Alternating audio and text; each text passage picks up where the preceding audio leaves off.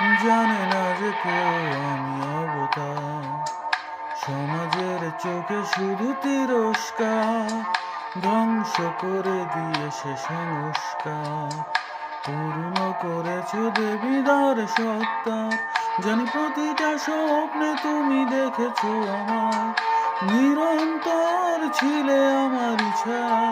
তবে চোখ মেলাতে কি বিরল, ভুল করে একটা বার প্রাচীরটা ভেঙে দেখো, জমে আছে কত কথা, ভুল করে বলে দিও জন্মান্ত